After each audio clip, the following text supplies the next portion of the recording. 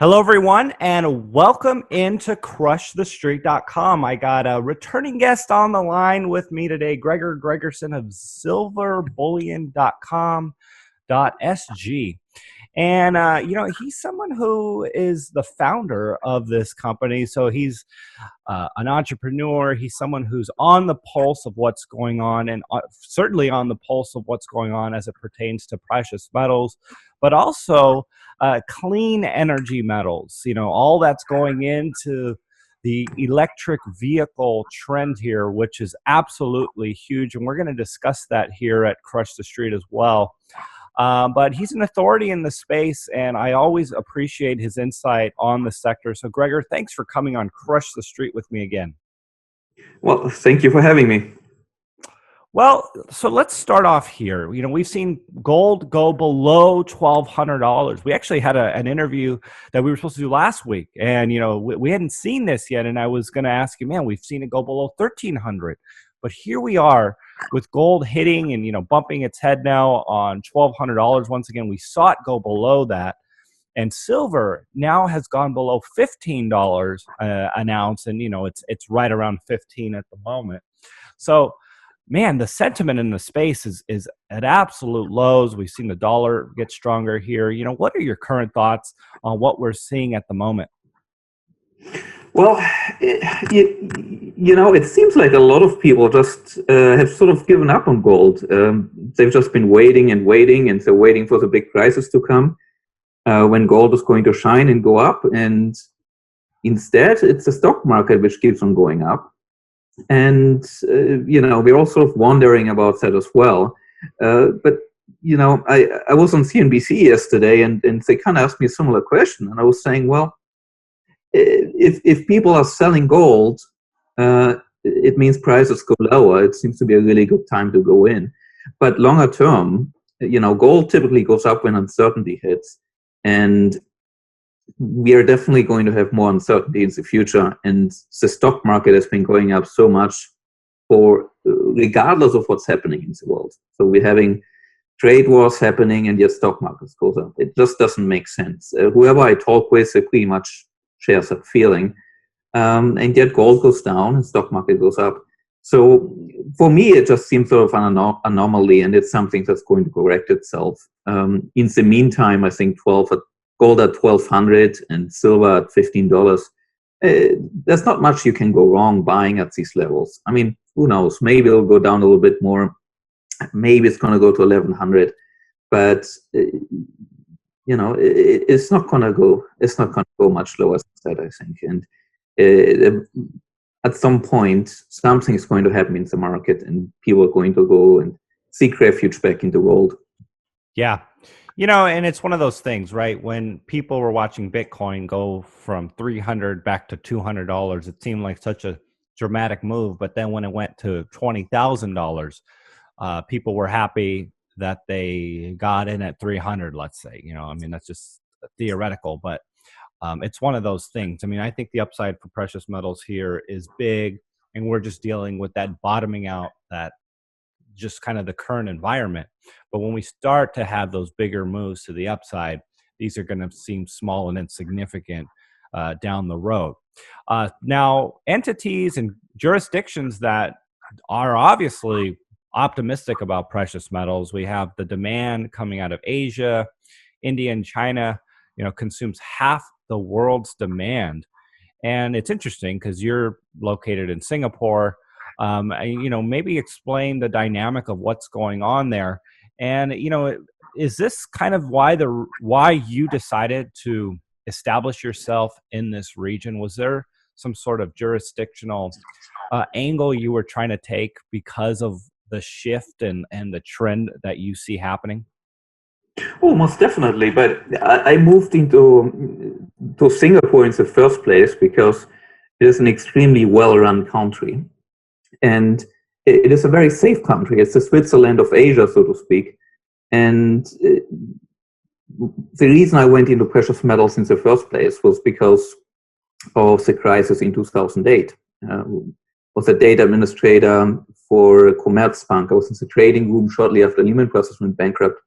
And I just saw the system, pretty much coming to a halt. And the house of cards almost collapsing. And people went out and bought precious metals, and it was just years that there's going to be another crisis coming. And when that happens, you should be owning some gold. And if you own gold, you should look at a jurisdiction which is not going to which is not going to have a currency crisis, which is not going to nationalize the gold when things go really bad. And of all the places out there, I think Switzerland and Singapore are the two outstanding places. And Singapore in particular is a place where I've become a citizen now, which I know very well. And it's an optimal place to keep your gold. Because A, it is so rich, B, it is very well defended, C, the whole economy is based on trust, essentially, that the government established. So they will never do something such as nationalizing gold. So I moved to Singapore primarily because of the jurisdictional protections in case of a systemic crisis. So let's talk about kind of what's going on right now. We've seen this major shift towards electric vehicles. And I know right now here in the US, in much of the world, we're experiencing these heat waves. So it's a banner for those who are pushing, for climate change and global warming. And so, regardless of what your political views are on all of that, the trend is definitely towards electric vehicles as a remedy to, what the mainstream narrative is. And we are seeing that to a large degree. And, Elon Musk is kind of at the front lines of this. And, he's very popular in many circles as kind of the pioneer and the representative for the electric vehicle movement. And, it's catching on to a large degree. We've heard of, countries that are going to be going completely electric vehicles, and there's not going to be any more gas-powered vehicles, and all of these initiatives and the climate change accord, everything. It's happening, whether we want this to happen or not. But there's implications and investment opportunities for some of these underlying metals. So let's get your synopsis on what is going on, and then also what the metals are where we can invest in and be part of this with. Mm-hmm. Well, first of all, you mentioned Elon Musk, and I would say he's the face of it, and in many ways he started it by making electric vehicles sexy. But, the bulk of EV activity now is coming from China. The numbers in China are astounding. I was in China about 3 months ago, and I was sitting in a taxi, and I asked the taxi driver, "So are you going to buy an electric car?" And he said he's going to buy it once it's 40% more expensive than gasoline, because it was more expensive. And I asked him why, and he said, well, it costs him only 1/6 to 1/8 in gasoline cost to drive it. So once electric car of similar performance is about 40% higher than his current car, it makes sense to switch for him. And then later on, I was in a private car, and the driver told me that he can only drive 5 days a week in his gasoline car because the government is trying to limit pollution. And only if you have a EV car can you drive 7 days a week. So there are some of the things happening in China. And China pretty much is converting the whole public bus system to electric buses. They have 400,000 electric buses now. Some cities are all electric bus. So, and the Chinese government has strategically brought EV metals into China. Something like the majority of cobalt, for example, is coming out of the Congo, but most of that cobalt is now refined in China. Nickel as well, graphite, China has a lot of production out of. So they essentially are trying to leapfrog the Western world with EV cars. The Germans are sort of famous, and the Japanese for having gasoline engines. And the Chinese are just saying, well, we're going all out in EV. We're going to be able to mass produce EVs at a lower cost and eventually a higher quality than the rest of the world can. And to some degree, I think the Germans have been left with their pants down because they've not been focusing EV for a long time. They're trying very hard to catch up now. Volkswagen, for example, is going to retrofit 16 factories to EV, and they bought about $25 billion worth of EV metals over the next, I believe, 5 to 10 years. But they have a lot of catch up to do. And China is sort of leading this in terms of numbers and really quantity. Elon Musk, he's got the sexy car, but there's a lot of volume coming out of China, and that's really where all this demand and this metal is going to be consumed. And so that's from the demand side. And maybe just to add the price of battery keeps on falling. The batteries are becoming more and more efficient. Since 2010, a 1 kilowatt hour will cost you about $1,000. Right now, it's down to $150. So we have a huge decrease in prices, and in the next couple of years, we will probably be able to get below $100 per gigawatt, per kilowatt hour, and that's mostly due to the new chemistries that these batteries are going towards.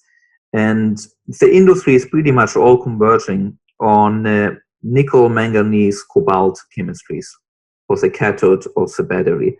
And when it comes to this chemistry, nickel is actually what holds the charge. That's what holds the electricity. And cobalt is in there to prevent the battery from exploding. So the first batteries used to be 1/3 cobalt, 1/3 nickel, 1/3 manganese. Current batteries are about 5 parts nickel, 2 parts cobalt, and 2 parts manganese. And they're all trying to shift towards an 8-1-1 chemistry, meaning 80% being nickel, 10% cobalt, 10% manganese. And as we're going to these kind of batteries, the cost per kilowatt hour will go below $100. And when that happens, you essentially are going to have electric cars, which are going to be cheaper than gasoline engines, even without any governmental subsidies. And that will make a lot of people, interested in buying these electric cars because they actually work very well nowadays. And as that happens, you can basically see a huge increase in demand for electric vehicles. And the limiting factor of building these electric vehicles are the batteries. In gasoline engines, whoever has the best engine has a big advantage. In EV cars, the engine doesn't matter so much. It's already 10 times more efficient than a gasoline engine. What really matters is the battery and how much power you can put in the battery and how cheap you can make it. And that's basically where the race is on. But no matter what, you will need cobalt, you will need nickel, and you will need lithium to some degree for all of these batteries. And that's essentially the trend that we want to allow customers to invest in. Yeah. Yeah, no, it's a powerful thing. And, you were talking about China, and China has been on the news as of the last few years as being, headline. Look how polluting the nation is, look at what they're doing and, all of this. So just from an optics perspective, China really combating this, I can see why it would be very popular to implement electric vehicles and to really get that going to such a large degree. And I remember talking to a driver, I was getting picked up at the airport, and I ended up getting picked up with a Tesla. They were all out of regular super shuttles, and then the super shuttle company upgraded me because there was like a conference in town. So we were coming back in a Tesla, and the guy was telling me about it. He used to drive people around in Escalades and spend $1,500 a month on gasoline. Now he doesn't have essentially a fuel bill. He can power up his vehicle in Austin for almost nothing at a lot of these charging stations that the city subsidizes. And he doesn't have now what he was paying for his car in fuel. Now he just pays the mortgage, the car payment on a monthly basis. And it made sense for him. He was just like, the numbers just made sense for me to do this and to drive people around in, you know, $130,000 Teslas. So I can see how this is going to change. And what you brought up is very interesting, and that is very much free market in that it's getting cheaper. The technology is starting to make a lot more sense fundamentally, not just being subsidized, but actually getting better to the point where it's just more economical to drive an electric vehicle. And I guess for me, they just need to get to a point where I'm not waiting too long to charge, and you know, getting beyond the 300-mile range, because having to stop for an hour or whatever it is to charge when I've only gone 300 miles could be inconvenient, as opposed to a gas-powered vehicle, which I can fill up in 2 minutes. So, but you know, having said that, there's a new Tesla coming out next year, which is going to have a 600-mile range. And, absolutely. And that's what I think will really start to be the game changer. Once you get that, really, because 300 miles is like a half-day trip, you know, and people like to drive. But beyond 600 miles, most people aren't driving too much more than that, even on long road trips, you know. So I can definitely see how that will make a lot more sense going forward if we have cars going 500 and 600 miles. And not having to disrupt their day for too long charging. So, you know, once we have some of these things fixed, which I know it's coming, it's going to really change the industry and create even more demand. Like that momentum of demand picking up, I think is going to come. And you know, there's three factors which drives this, which is also the beauty of it. A, in order to get more range, as you go to this 811 chemistry I mentioned, you put more power in your battery. So for the same amount of range, you need less batteries, which means you have less weight, which again increases your range. On top of that, as you put more nickel into a battery, nickel is about 1/6 the price of cobalt. So the price of the battery actually falls. And on top of that, you get more power. So you have three factors that are all combining each other to increase the range of the car. And the speed at which the batteries are getting better is basically getting faster and faster. So that's why we're looking around 3 years or so when we're going to have some parity coming up. And another advantage of EV is you don't need oil, you don't need maintenance, you don't have a transmission, you have very few moving parts. So you have almost zero maintenance on an electric vehicle. That's another cost saver. Yep, it's happening here, and you know, they're getting sexier. So that's one of the things that is really going to drive this, and millennials absolutely love it. I know it's going to be harder for older generations to really come around to electric vehicles, but I know it's coming. But millennials are now bigger than even the baby boomers, although the baby boomers largely are ahead of them in terms of financial purchasing power.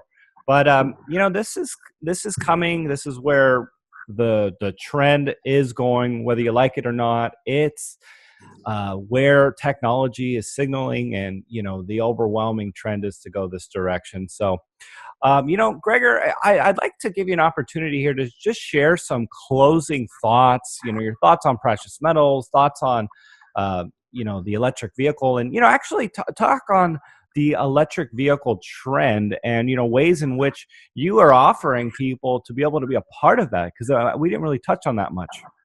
Yes. Well, you know, I got the idea of doing this by actually talking with somebody at a conference, which was mainly about electric vehicles.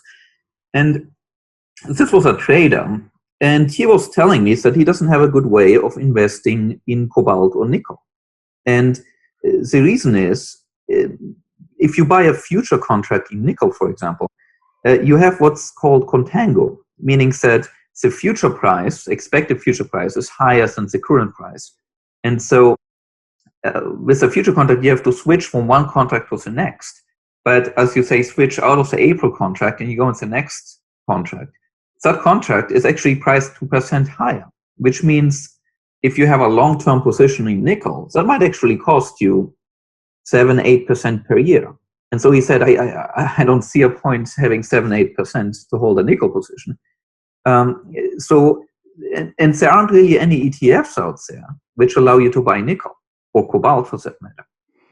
So I kind of figured if we're storing gold and silver, why can't we figure out what type of nickel and what type of cobalt is the most suited for electric vehicles? Because in the case of nickel, for example, you need to have a class 1 nickel, which is only about 45% of the nickel out there.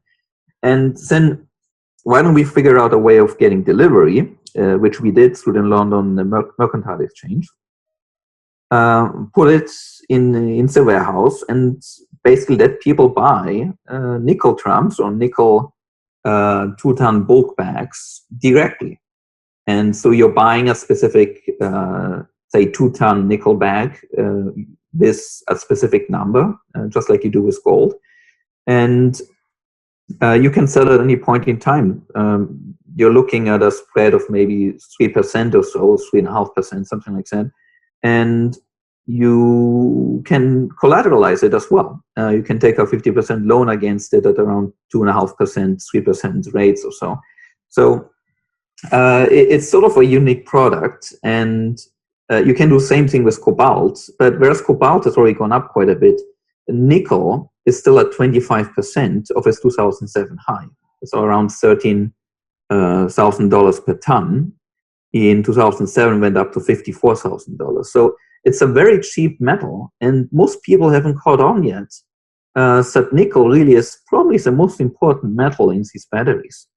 Elon Musk himself, he says these batteries should be called nickel graphite batteries, not lithium-ion batteries, because nickel is really what's playing the main role. So you're essentially buying something which has very little downside because it's already very cheap. But it allows you to basically get exposure to the whole EV boom and have a lot of potential gain. So I've been stocking up on nickel myself. Gregor, thanks for coming on crushthestreet.com. I appreciate your insight on everything we talked about. Maybe give us some closing thoughts then on just, you were able to kind of share with us on the cobalt and the nickel side, maybe some closing thoughts on precious metals and just ways people can reach out to you if they want to partake and learn about what you guys are offering more, where they can go and what they'll find. Yep. Well, about my view on precious metals is as follows.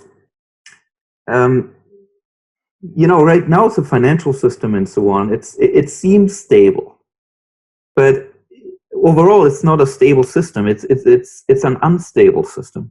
And if there's a certain critical event happening, then the whole thing can fall down like a house of cards. I kind of like to use the example of somebody watching a movie in a theater. And if 2 or 3 people start running towards the exit, people kind of go, oh, that's kind of weird, but they probably don't get too worried. Now, if 6 or 7 people start running towards the exit, there's a chance that 1 or 2 people might just start running out as well because they're kind of worried. 6, 7 people, you have that herd instinct. We'll just kind of get out of the exit too. And if you have 7 or 8 or 9 people doing that now, suddenly you cross that criticality moment. You have more, basically everybody's going to rush to the exit, not knowing why exactly, but they will be rushing out. So I feel the financial system, I think we are sort of at this stage where we have so much debt in the system. We have so many uncertainties, yet the stock market kept on going higher and higher and higher, basically on debt, margins. And all that party is going to end at some point. And when it happens, then, a lot of people are going to lose a lot of money because it's just been going up too much. And we haven't had a recession in way too long. And no matter how bad the news are, the stock market goes up without any rational explanation. So when that happens, you should seek refuge in buying some gold and silver or something else. If need be, stay in cash. But be ready to pull the trigger in time because something bad is going to happen for sure. So that's kind of my closing remarks when it comes to precious metals. And if you want to find more about us, you can see all of these things I talked about at silverbullion.com.sg. Or you can just put into Google Silver Bullion Singapore, and you will find us All easily. right. Well, thank you so much, Gregor, for coming on Crush the Street once again. It's always a pleasure. Appreciate your time. Yeah, thank you for having me.